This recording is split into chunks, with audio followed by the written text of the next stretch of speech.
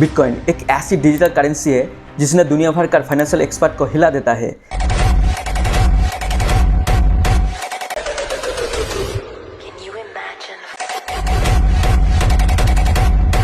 एक किसी के लिए एक फाइनेंशियल सिंबल है और किसी के लिए एक डेंजर बेल है।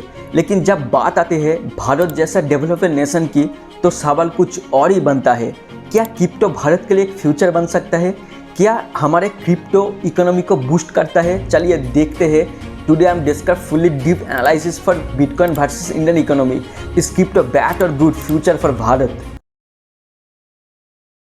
पार्ट 1, बिटकॉइन क्या है? What is bitcoin? सबसे पहले समझते हैं बिटकॉइन क्या है। बिटकॉइन एक डिजिटल करेंसी है जो डिसेंट्रलाइज है, या कि इसके ऊपर आरबीआई का कंट्रोल नहीं है, ना तो कोई बैंक ना तो कोई सरकार का है। 2009 में सतोशी नाकामोटो नाम करके एक एनोनिमस इंसान ने एक बिटकॉइन को बनाया। बिटकॉइन का कॉन्सेप्ट वेरी सिंपल है। आप बिना किसी मिडिलमैन को डायरेक्ट किसी इंसान को पैसा भेज सकते हो। और सबसे इम्पोर्टेंट बात है बिटकॉइन के सप्लाई फिक्स है। सबको पता है जिस चीज़ का सप्लाई फिक्स होता है उसका रेट फ्यूचर में बहुत बढ़ते हैं, क्योंकि उसका जो मैक्सिमम सप्लाई है वो फुली लिमिटेड है। बिटकॉइन का मैक्सिमम सप्लाई 21 मिलियन है। ये यूज केस डिजिटल गोल्ड बन सकता है। इसका वैल्यू टाइम के साथ बढ़ता है। पार्ट 2, बिटकॉइन का ग्लोबल इम्पैक्ट। दुनिया भर में बिटकॉइन को लेकर रेवोल्यूशन क्रिएट किया है। US, Bitcoiners, thank you very much. Hello, it's good to be with you.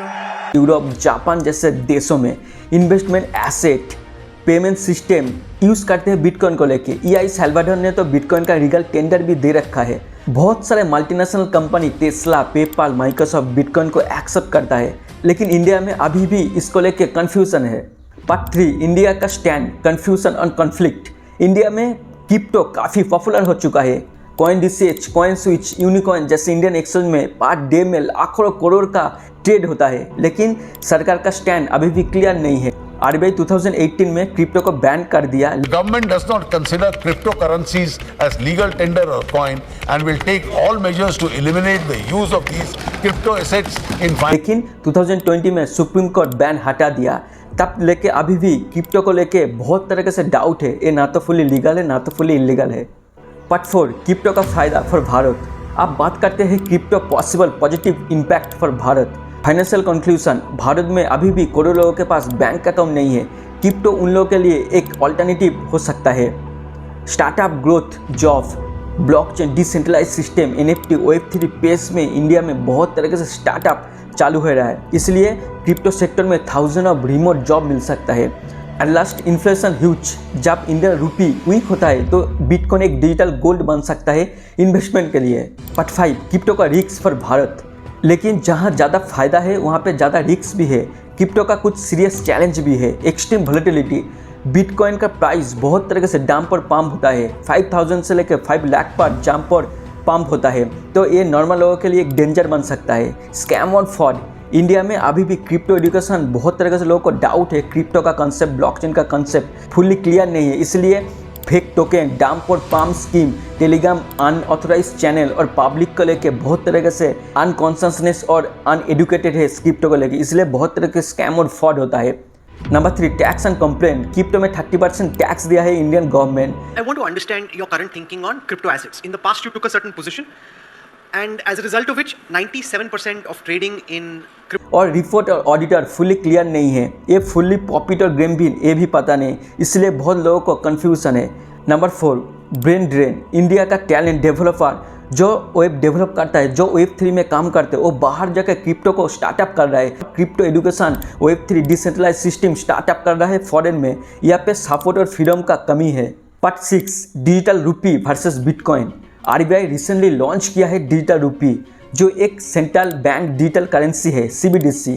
ये एक रेगुलेटेड करेंसी है, totally different from bitcoin. CBDC through RBI का फुल्ली कंट्रोल है, जबकि बिटकॉइन का कंसेप्ट फुल्ली फ्रीडम और कंट्रोल का है। तो सवाल ये उठता है, क्या इंडिया सिर्फ अपना डिजिटल करेंसी को लेके आगे जाएगा या कि ग्लोबल क्रिप्टो रेवोल्यूशन का पार्ट बनेगा? नंबर 7, फ्यूचर का खतरा, फ्यूचर विजन। क्रिप्टो को बैन नहीं किया जा सकता है क्योंकि ये इंटरनेट में बेस है, लेकिन इसको रेगुलेटेड कर सकता है, जैसे कि स्टॉक, म्यूचुअल फंड, गोल्ड के जैसा। इंडिया को चाहिए एक बैलेंस रेगुलेशन। स्कैमर को चाहिए पनिशमेंट, डेवलपर और इन्वेस्टर ग्रोथ चांस मिलना चाहिए, और पब्लिक को चाहिए क्या, क्रिप्टो एजुकेशन, जो एक कंसेप्ट समझ में आए, जो ये ट्रांजैक्शन होता है वो ब्लॉकचेन में होता है, decentralise system, Web3, blockchain, stock, crypto, NFT इस चैनल में आप लोग को मिल सकते हैं, इसलिए चैनल को जाके सब्सक्राइब करो। अगर भारत स्मार्ट रेगुलेशन आता है तो क्रिप्टो एक सिलिकॉन वैली भी बन सकता है इंडिया में। तो एट लास्ट क्रिप्टो बैड और गुड फॉर भारत। तो दोस्तों बिटकॉइन और क्रिप्टो एक डबल एंगेजिंग स्वॉर्ड बन सकता है अगर अभी भी सही तरीके से बिटकॉइन को यूज़ किया जाए, क्रिप्टो करेंसी को यूज़ किया जाए। अगर भारत ने इसको इग्नोर किया तो एक ग्लोबल रेगुलेशन का पीछे जा रहा है।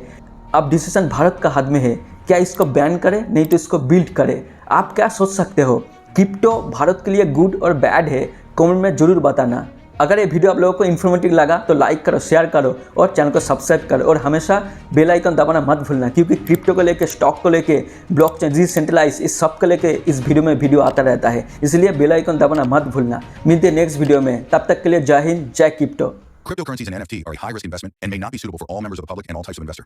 You should not purchase cryptocurrency unless you understand the extent of your exposure to potential loss. We are only providing information for educational purpose only and no financial advice.